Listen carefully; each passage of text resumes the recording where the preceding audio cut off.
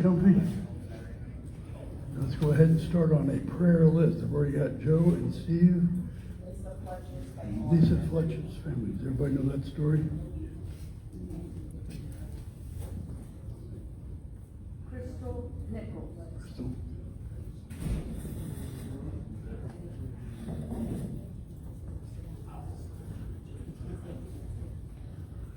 Prayer requests, prayer requests. My brother, he's still on recovery. Okay. One more time. Brian. Brian chemo. First sister Cheryl Lee. Cheryl Lee. Medical. Yes, ma'am. Okay. Keely. You got written. Is Keely getting any better? Not yet. No. Have you seen where that Oh. picture was? That's Lisa Fletcher, the first one. Yeah. Literally, a young kindergarten teacher walking down or jogging down Central right there by Memphis State University, Memphis. They just scooped her up through an SUV. They found the SUV. They hired the guy that was driving the SUV, but they still can't find Lisa. Not a good sign. I would have thought it was the ransom, but they said that now that they found. Yeah, Lisa's- him and not her. Lisa's grandfather. Yeah. Yeah. Yeah. Anyway, Lisa's grandfather is super rich in Memphis. Was that white one hers? Yeah, they took a white one from her. Okay, I'm sidetracking. Excuse me. Any other prayer requests? Okay, why don't we do our Father in prayer? Most gracious Heavenly Father, once again we come before your holy throne with bowed heads and humbled hearts, and first and foremost to say thank you. Thank you so very, very much for giving us this opportunity to come together as Christian brothers and sisters, learn more about you and your word, learn more about how you would have us show your word in this world, work towards keeping this word available in your world so that we can eventually bring as many as possible from this world to you, to live with you forever and ever in heaven with us. Now, as we're about to start this class, we want to bring a few folks before you.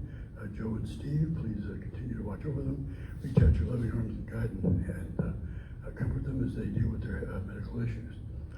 Lisa Fletcher, we pray that she's still with us and can be found and return to her family healthily. We've got Crystal Nichols and Brian and Cheryl have some medical issues to deal with. Please, once again, reach out your loving arms and be with those that are taking care of them and help them to return to us if it be thy will. To Keely, help her get herself together, her head together, and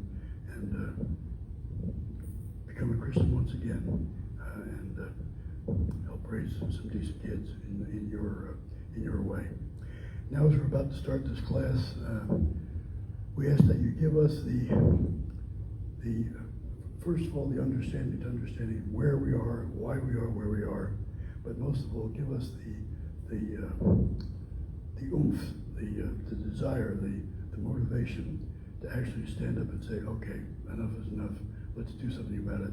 We are Christians, and we want to stay Christians, and we want to maintain a world where we can be Christians, and we're going to work towards that. It's in your Son's name that we ask this, along with the forgiveness.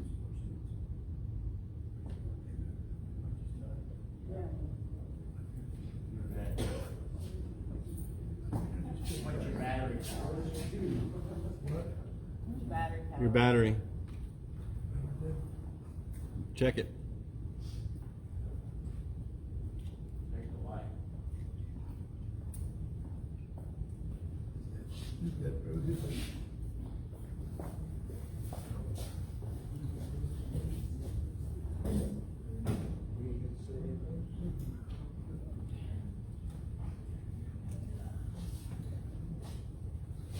Okay, so we can chase down Q, so we get two more batteries, no more double A's back there.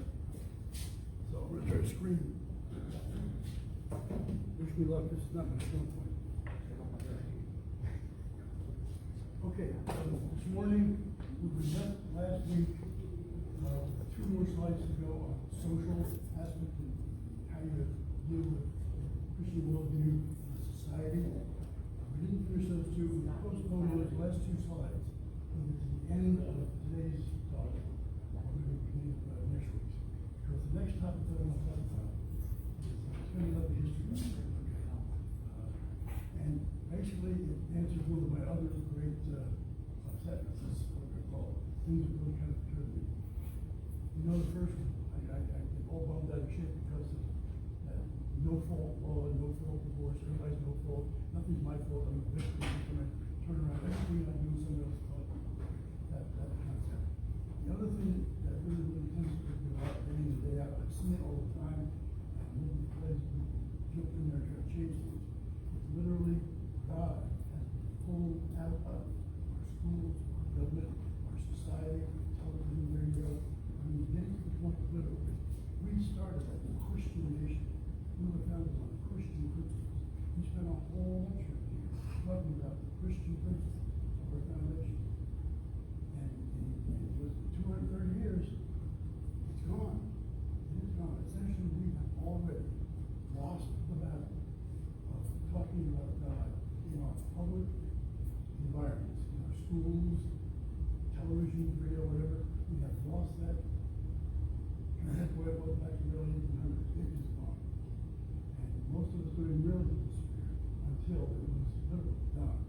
So I want to talk about how it got here, what it is today, and what we need to at least think about starting to do to get it back again. I originally was going to title this particular section, In Search of the Soul of Our Country.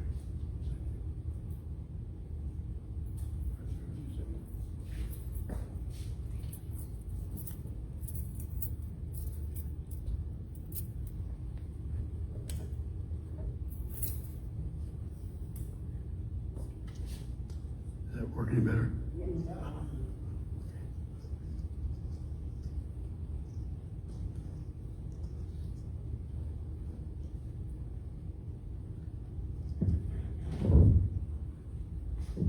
Okay, so I was, yeah, it's working better now. So I was originally going to subtitle this particular section, something like Saving the Soul of Our Country. And I didn't ever get around to it, but, and then lo and behold, I turned on the television this week, a couple days ago, and guess what I'm listening to? A speech that says, Saving the Soul of Our Nation. Awesomely timely, because what I was listening to on television did not jive at all, put it in the pocket, did not jive at all with this. So we have right now a dichotomy in this country, right now, that says the soul of the nation is, and this is what it should be. I think in 40 minutes, you'll know that the soul that I'm describing is not the soul that was recently described on public television. So, jumping ahead of myself, all right. We have a handout this morning? Yes, thank you. Hello. Appreciate it. I'm kind of scattered. Okay, how the WCP became the APP. That makes lots of sense, right? WCP stands for the World's Christian Paideia. APP stands for the American Progressive Paideia. So I'm going to have to go back a little bit in history to help you understand what that means. I'm going to go all the way back to 400 BC, Plato. You've heard me speak when I talk about, particularly when we're talking about morality, how you learn something as opposed to what something actually is. The word for how you learn something, you've heard me call epistemology. That's learning how you learn something, whereas what it actually is called ontology. The word epistemology comes from episteme, the Greek episteme, and it basically, what Plato and his folks did was they figured out that how you learn something is really, there's two ways you can learn something in an educational kind of setting. You learn something when a teacher comes in and tells you things, tells you stories, tells you about stuff. You learn stuff. You're actually absorbing from the teacher.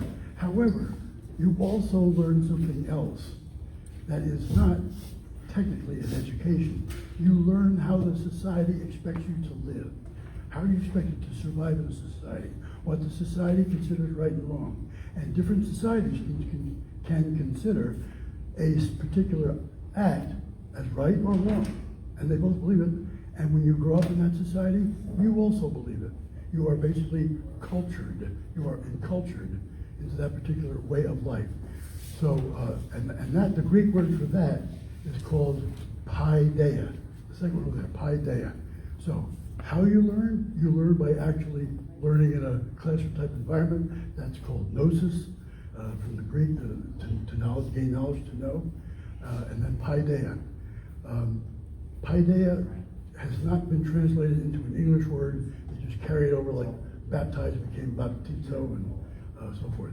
So paideia is an English word as much as it was originally a Greek word. And we're going to look at the paideia. What is the paideia? Paideia is what the culture expects you to know and act in order to live the good life that this culture is pushing. And you learn that. You learn some of it maybe in the classroom, but you start learning that as a baby, and you're basically enculturated. That's probably the best way of saying what paideia is. It's an enculturation. All right? And as you grow, you learn in your home, you learn from your parents, you learn from your friends, you get slapped back anytime you don't do the right thing, until eventually by the time you reach an age of accountability, you know what this society expects of you. All right? And that's a very powerful thing, because once you know that, it is very hard to change it. You can't just wake up one morning and say, you know, I think I'm going to live in Saudi Arabia and just fit right in. No, you will not just fit right in. All right, so the Greeks and the Romans were the first ones that actually tried to do a democracy. All right, and basically they defined this democracy as allowing us to seek the good life. Basically, as you're growing up, you're being enculturated to believe that you want to grow up and become part of this good life. And the good life would be comfort, money, enjoyment, marriage, family, all these wonderful things that the culture says you should be driving towards. That's the good life, okay? But when they did it, they created a paideia that looked for a good life, but they didn't have any checks and balances. Anytime you've got a democracy without checks and balances, sooner or later, somebody's going to be better than all the rest of them. You're going to have a bigger stick, more weapons, more powerful, and it's going to turn either into a democracy, or if the people decide to do it, it'll turn into a monarchy. Now, the Greeks and the Romans, they did pretty good. Yeah. So basically, I'm getting ahead of myself again. The Greeks lasted about 250 years before they went down the tubes. The Roman Empire actually did a lot better. They started about 500 BC with a democratic senatorial-based system, and they managed to keep it all the way to 27 AD. Caesar, okay, and that's when they lost it. However, those are probably the two of the best democracies ever been. Most of them don't make the third generation. All right? So democracy didn't really have a big thing going for it. They needed a long-term goal. The trouble was, if you have a paideia that defines the good life as all of these material things, then someone can come along and say, hey, let me run the show and I'll give you those wonderful things. And if you get enough people to do it, you now have a dictatorship or a monarchy, and you've lost your democracy. However, in 700 AD, the Catholic Church figured out something. Why don't we add kingdom and heaven to this good life? If we can change the good life from being comfortable here on earth, enjoying physical things, why don't we make it be heavenly? Because that is eternal. We can get something, nobody on earth can promise the eternal heaven that God can. So we can give a long-term view to paideia, then it'll stick. And lo and behold, it probably would have, except in the long term, it also fell apart.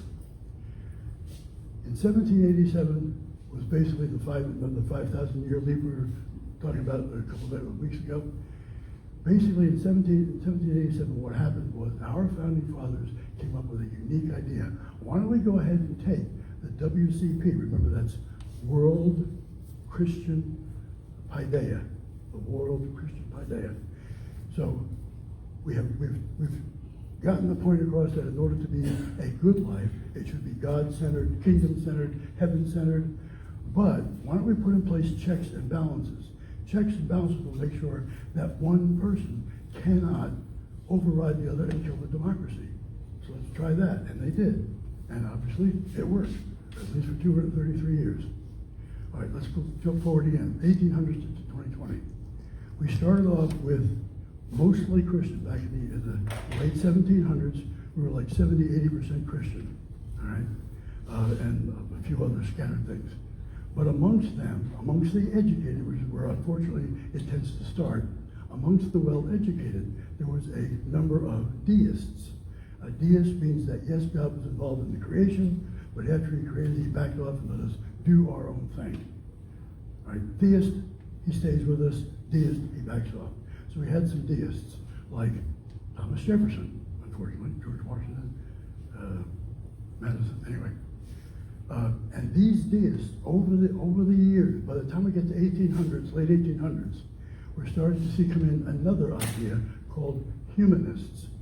Basically, if God exists, he is the supreme being. Therefore, the good life revolves around him. Well, if all of a sudden God either doesn't exist at all or backed off after he created us and now he's doing his own thing and we're doing our own thing, well then if he's not there, then that's no longer the supreme goal. We become ourselves the ultimate goal of what defines the good life. And that becomes humanists. And humanism over the years gradually evolves to the point where you don't need God anymore. Nowadays, most of the atheistic concepts, most of the no God, or basically they're based on the idea that mankind provides his own definition of what's best. And that leads to the next one, the progressives. So basically, by the time we get to the 1900s, mid-1900s, our humanists have now evolved into progressives, and progressives basically says, yes, people decide what is going to be the good life, what our paideia is going to shoot towards. And by the way, I know more than you do. I'll tell you what it is. If you go to the right school, if you go to Harvard or Yale, then you have the right to say, oh, this is what is best for all of us. We're all going to do this. And now we're to progressiveness. And progressive drives out the WCP and brings in the American Progressive Paideia, APP. And that's what we're living with right now today. All right. So, circa 1900s, humanism takes shape, but it is in the minority. In the early 1900s, it is still a minority. We can go all the way up to the 50s and 60s and have 70% of the people in this country claim to be Christian. How Christian they are is another whole class, but they claim to be Christian. So they're still in the minority back in the early 1900s. All right. The majority of folks back then, they are still running on the WCP. In fact, when I was growing up as a teenager, I couldn't even go to a store and buy something on Sundays. I mean, literally, the stores were shut down on Sunday. Church wasn't an hour on Sunday morning. Church was Sunday. And in some places out in the country, it was the whole day Sunday. You packed a lunch, literally, okay? So, seriously, WCP. And they didn't like this idea of humanism.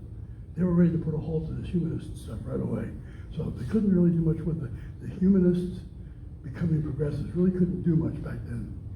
So they needed to wait a little while.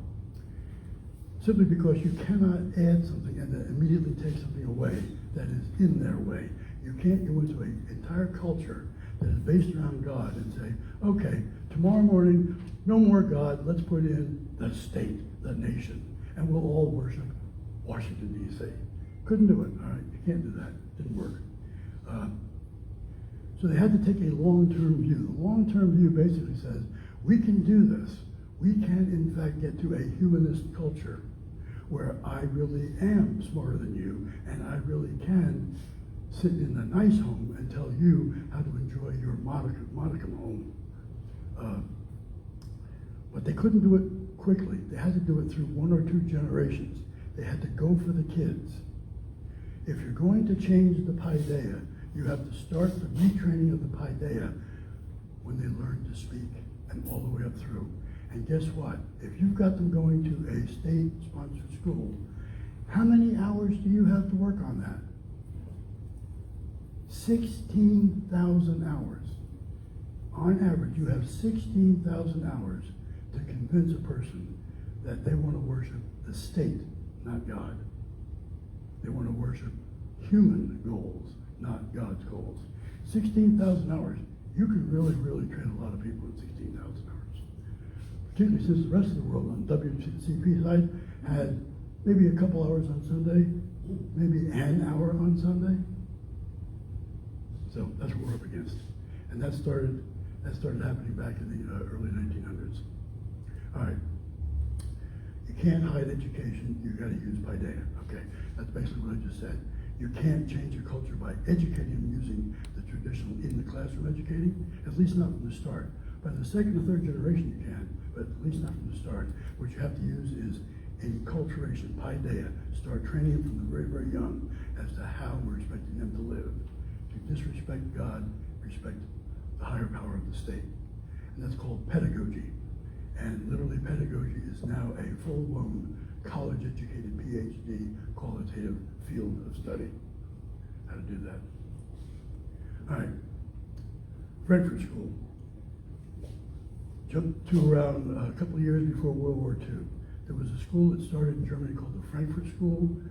They were a critical thinking, scholarly organization. They were the source of a lot of disagreement with anything biblical. They also hatched the idea that they could divide human populations into two groups, the this and the not this. And we can put in for the this a word, any word you want, okay? It started with Marxism. Marxism says you're either going to be a worker or you're going to be a ruler. You're going to be proletariat or you're going to be the bourgeoisie, okay? And therefore, as soon as you have everybody lumped into two categories, you can now define one as good, one as bad, and you can start pedagogically teaching the very young how to hate the ones that you decided are bad and love the ones and respect the ones that you've taught them to be good. And that original Marxist thinking evolved over the years until eventually it became critical race theory. All right, so that's the one or the other. So you no longer value based on the character, your contents of your character. You are in fact based on the color of your skin. Serious, bingo, end of sentence. So that's where it all started from Frankfurt School. Just before World War II, Hitler was giving them a hard time too. Hitler was giving everybody who was educated a hard time. He didn't like dealing with educated people that actually thought. So basically the Frankfurt School, they picked themselves up the heads of New York City. They're not but a couple of months in New York City, they realized, here's a college that is exactly what we're looking for. It's called Columbia in New York City. And at the same time, there's a guy by the name of Dewey. I talked about him a couple of weeks ago. John Dewey, the head of the educational system, the guy that basically defined education in the early 1900s. And the roots of two unions that are starting up there, American Federation of Teachers and the National Education Association. So these groups started getting together, and lo and behold, they said, we know how to change the paideia. We got to start with the teachers. So we must first get a group of people that are in school training to be teachers and get them on board. Then halfway through the next generation, they can go out and train the next generation, and that generation can be at least acceptable to it. By the time we get to the second generation, we now have people in power that have been pedagogically trained. Their paideia is now APP, not WCP. And that's where we're at. That's where we're at right now. All right. In order to do that, they had to first of all get rid of Jesus Christ. Jesus Christ and his teachings was flat out too much in the face. We've got to get rid of that. But remember, you can't just take something out and drop something else in. You got to do it gently. So they gently get Jesus Christ out, but they leave a generic God in, okay? So we still have a God, okay? But the God is a generic, anybody's God. Could be an Islam, Muslim God, Abrahamic God, any kind of God, Indian God, Buddhist, whatever the case may be, just a generic God. Very quickly, they managed to get Jesus Christ, and now we're into a God-centered idea, which is kind of like getting watered down. Then getting rid of the God-centered idea, you can move towards a progressive-centered idea. Like, for example, you can do things in the middle 50s called, I pledge allegiance to the flag of the United States of America and to the republic for which it stands, indivisible with liberty for all. Right? That's what it says. That's the way it was written. That's the way it was implemented. I pledge allegiance to the flag and to the United States of America. And after about 5 or 6 years of saying this in schools, Congress came back and said, no, you better put God back in there. Under God, indivisible. Well, so they lost one battle. But did they lose the battle? No, they brought it back to God. Not to Jesus, just a God, any God. So now we can go. But in the meantime, we have got an entire country full of kids pledging allegiance to who? God? The idea of God's kingdom? No. To the flag, the United States of America. And we're starting to do this transition. And you see how the paideia is being taught. We're gradually working towards a progressive paideia, and we're starting to think that, by the way, it's a collective. God and Jesus deals with the individual. If you go to heaven, you've earned it. The progressive is, when you go to heaven, we've all earned it. Therefore, if you want to join us in heaven, you must join us in what we think and believe. The collective. All right, 1900 to 1940. The progressives are focusing on the school. They've got their first group coming into class. They've already trained their first group. Here comes the next group. Baby boomers. I'm one of them. All right. So I'm being taught, basically through my education, I'm being taught this transition out of Jesus, out of God, to the state, and now humankind makes the best decisions, not God. But the majority of the people that are already out there, they're still focused on capitalism. From 1900 to 1940, our country grew like crazy. We had all kinds of growth, economically, industrially. And so the people that were not focused on what their kids were doing are enjoying a really good life. And they're not paying attention to what's going on. However, the school that trains the teachers, that trains the kids, they are focused. But their goal is the second and third generation. 1920 to 1929, so it's a little bit after 30, it suddenly becomes official to be okay to do this.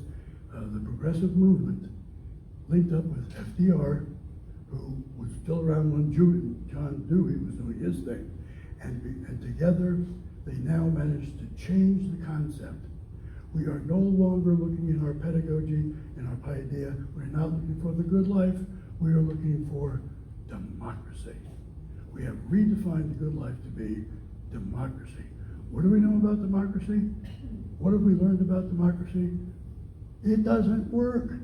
It may last a generation, 2 or 3. It might even be a Roman Empire and go 500 years. But ultimately, it doesn't work. It falls apart. Democracies sound good, but for the long term, they don't work. Unless they have checks and balances. All right. All right, so basically what they're teaching is progress forward is good, history is irrelevant. Sound familiar? Yep. Oh, why don't we just tear down all these statues of the former founding fathers? Why don't we just rip all these books out of our schools? Why don't we just change the name of every school? If anybody had a school with a name on it that owned a slave, let's get rid of that name. Okay? The latest one was within the last 2 months. A group of 26 congressmen wanted to rename the Webb Space Telescope. It's giving all these wonderful questions. No, we got to get rid of James Webb Space Telescope because James Webb, when he was the leader at NASA back in the late 90s, somebody got fired for being queer. So we got to get rid of James Webb, okay? I'll tell you who they want to name it after. All right, 18, we're still in the timeline, jumping forward. So by 1950s, WCP is basically removed from the schools. It's still we're still pretending to be a Christian society, but from the schools, it's really kind of beginning to fade out.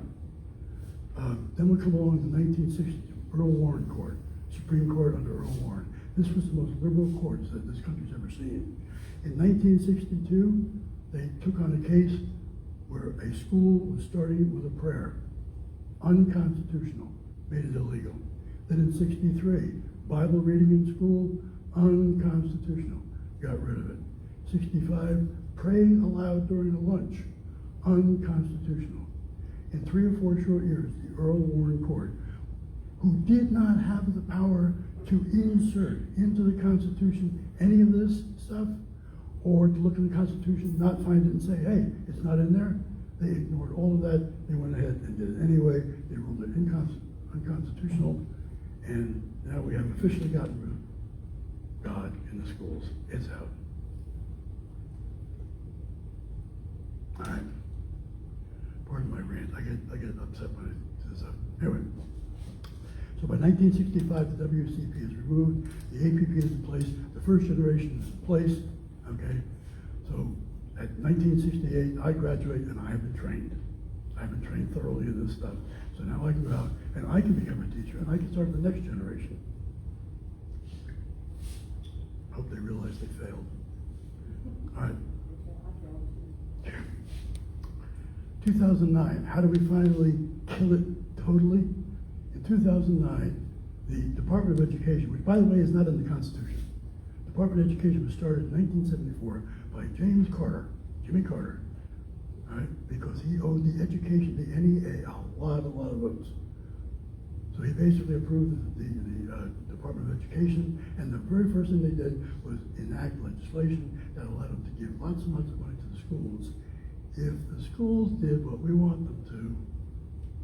And every school in this whole country, public school, sucked up that cash. Just sucked up that cash. So how do we make it official?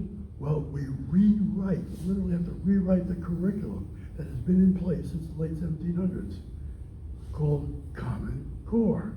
That started under Bush, Obama introduced it, and but yeah, we had the testing and everything with Bush. the rollout. Yeah. So the legislation that allowed Common Core to be written started under Obama and was finally enacted under Bush. You're right. And they replaced it during the Bush age with a program called Race to the Top. Race to the Top. Okay, you remember that one. Get some money, you race to the top. What's the top? Well, ain't God. No, it's you. You decide what it's going to be. Okay, anyway. In order to pull this off, they got the kids now, they got the schools. What about the rest of us? In order to pull this off, they have to redefine some terms which to us mean something. They've got to change the meaning of those terms, like reason. When you sit there and think, well, now wait a minute, this fact says this, and this fact says that, and there's evidence for this, and evidence for that, I'm thinking that I could reason this or I could reason that. That's got to be gone. We got to get rid of this process called reasoning, because too many people were coming up with ideas we didn't like. So they had to replace reasoning. They replaced it with equity. Equity says it's only fair if everybody ends up in the same place. Not equity of opportunity to start, equity of outcome at the finish. So they redefined it. And guess what? When you go out there and you look in the mainstream press today, you see very, very little reason and an awful lot of equity. Example, the old SAT test you had to take to get to college. The SAT test was originally written to be a reasoning-based test. 2 parts, math and literature, language, and they are reasoning skills. They didn't ask questions like, what is 2 + 2? That's fact, you know that.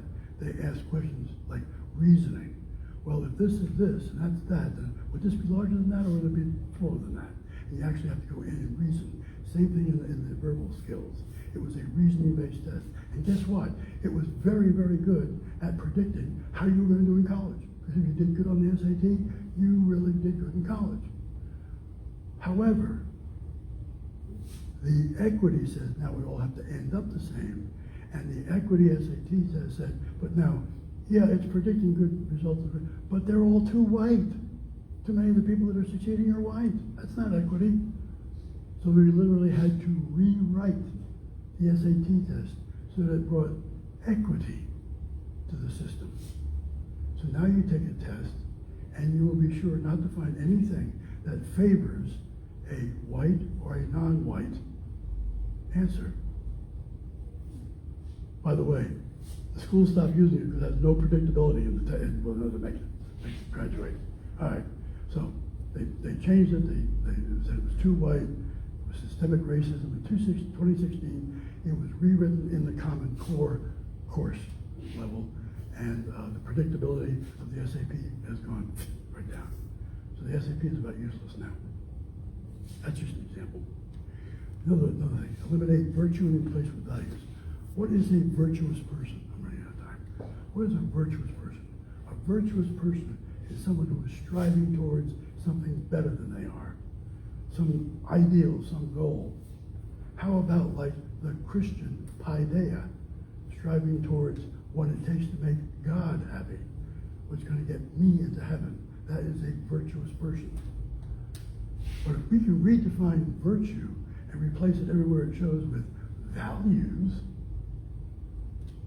everybody has values, but the virtuous person's values is not the same as the non-virtuous person's values.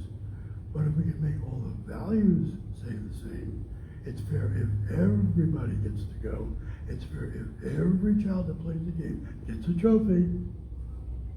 All right? Now we've got values. And now we can continue to erode God out of society. Did I have an example for that one? I did. So in WCP, the good life, the God's kingdom, they are the virtuous people. And you can't get rid of the virtuous people. So we'll just change the definition of the word virtue. Call it values. And then we can change them. And that, by the way, is a technique that's being used a lot today. Just look at the names on our legislation, on our bills. We are changing the language to say what we think. You'll be happy with the vote, but it has nothing to do with what it really is. And they had 3 generations to do it in, 2 generations to do it in, and we were asleep. The APP virtue is now the good life is humanism, values are equity and personal, and if we all practice the same good values, we will have social justice. All right, so now we go ahead and we start phase 2 generation. This is the generation that, quote, my generation starts teaching. So we've gotten into the schools now, my generation started to teach. We're teaching postmodernism and social justice based upon critical theory oppression. Remember the critical theory? Look back to the Frankfurt School. This concept of good and bad, divide everybody into 2 camps, make one camp the opposite of the other, decide which one you like, and then just hammer them. Praise one, kill the other. That critical thinking. And now we're bringing critical thinking into just about everything we're doing. We've got critical pedagogy, critical language, critical race, critical economics, and the original critical Marxism. And it seems like every couple of years we come up with a new critical. The basis of critical is you define it so that the people you don't want, you can now teach the pedagogy to hate them.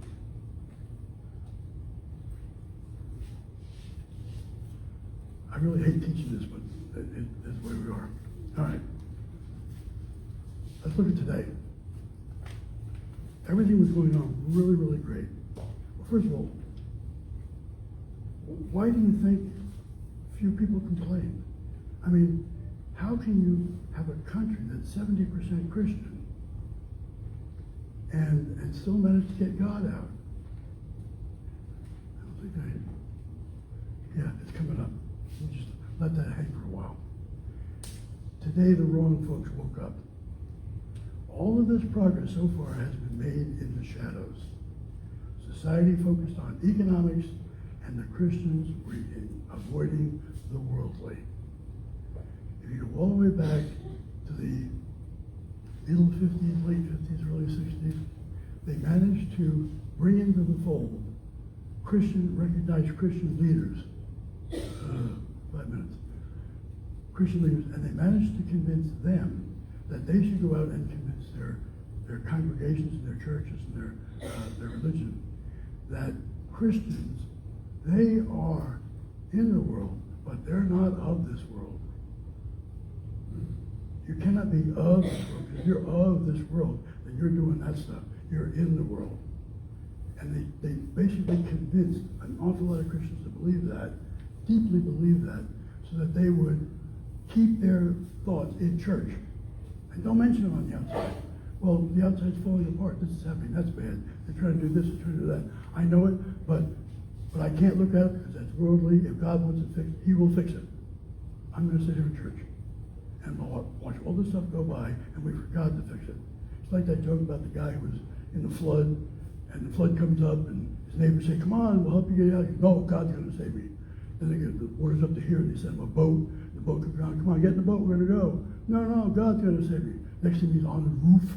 The water's coming up the roof. Helicopter comes over. "Come on, hang on, we'll get you out of here." No, God's going to save me. Obviously, he drowns. Then he stands in front of God. God says, "What were you thinking about? I sent your neighbors. I sent a boat. I sent a helicopter. What are you waiting for?" Okay? Because we're busy saying, no, that's worldly. I can't touch that stuff. I'm godly. And we let the world fall apart around us. Anyway, there are other causes, but that is a root cause, one of the several root causes of why they were able to get away with it in the shadows for 100 years. Okay, moving on. What happened in 2020? COVID.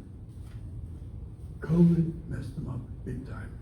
COVID sent the kids home to learn on a laptop in front of mommy. Mommy looked over their shoulders and said, "What are you learning? Where did that come from?" And they blew up. All of a sudden, the covers were ripped back. The soccer moms were not too much worried about the soccer anymore. They're worried about this garbage that they're trying to shove into their kids' heads. They woke up, and they go ballistic. All right, well, they're ballistic. They're awake. They have woken up most of us.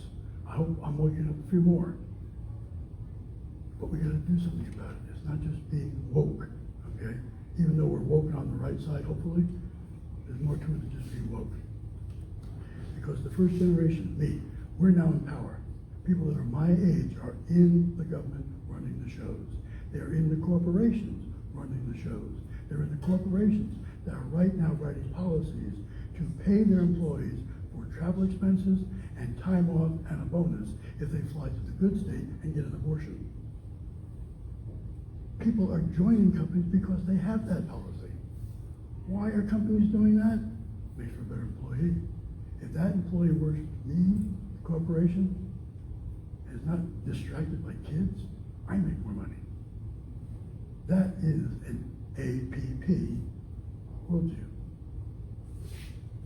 All right, so they currently have the high ground. They've got the government, they've got the media, they've got the tech, they've got corporations. We are fighting an uphill battle, but it is an uphill battle. So what are we going to do about it? What are we going to do about it? How much time? I got 3 minutes. All right. A number one, we have got to get involved. We have got to take back the ownership of our child's education. I'm afraid if you're my generation and you're not convinced that you messed up, you ain't going to change. The next generation, the kids that are coming up through the early stages of their career in company and corporations and government and so forth, you're probably not going to change them either. We're going to have to do the same thing they did. We're going to have to start down young and start with the kids and the young folks and teach them this ain't right. We've got to go back and use logic. We've got to get back to the point where even us as grandparents that cannot even figure out an iPhone can at least set the iPhone down long enough to talk with the great-grandkids about, why do you think they want you to do that? Can you give me a good reason why they want you to do that? And start getting kids thinking about it. Well, maybe what I'm being taught is not right. We all have to get involved. If you're breathing, you got to be involved. We've got to take back 16,000 hours, folks. We've got to teach the world Christian idea because we're up against 16,000 hours of training. We got to get in that 16,000 hours. We got to get control of the school curriculum so that they are educated in WCP. At least give them the opportunity to know there's both and choose. I would like to have a choice, but they don't even have a choice now. APP is all they see. At least give them a choice to take WCP. We have got to literally build the code. We have to culture the love the good and hate the evil. And we've got to define evil by God's definition. And there are things you can do with kids to explain to them, hey, when I do this to you, doesn't that make you unhappy? When I steal your favorite toy, doesn't that make you feel unhappy? Well, then maybe stealing is bad. So should we ever steal? Well, maybe not. You know, we know how to do it. We're not dummies. We know how to do it. We've got to encourage the classical Christian education. If you go back and look at the textbooks from the 1800s, they looked like the Bible. The reader was the Bible. They quoted verses out of the Bible. Okay? Classical Christian education. Fewer integrated subjects. Right now, a kid going through high school, they're going to learn all kinds of stuff, very little of which is actually relative. Then they're going to want to go on to a college and get maybe a master's degree in Atheno-Cumbrian pottery making. Well, good. Yeah, what are you going to do with that degree? Where are you going to teach that? Okay. We need to have a lot fewer subjects focused on the basics, and the basics are anchored to Lonang. If we go back and look at the original books that they taught from in the late 1700s, early 1800s, they were all tied to Lonang. So I know everybody's heard this story. So after they wrote the Constitution, this lady caught Ben Franklin coming out of the Independence Hall and asked him, well, what kind of a government did you give us? And he turned around and said, a republic, if you can keep it. Not a democracy, a republic. We are not in a democracy. We're in a democratically elected representative republic. And a republic is run by laws. And it doesn't change every 4 years with elections. The laws stay, because you need big majorities to override the laws. So, that's it. Any other suggestions on how we can change? Yeah. A good point to end on was because our gift today is all for CCS. Absolutely wonderful. You're right. Thank you. We're giving today for ECS. Okay. Appreciate your sitting through my rant and tirade.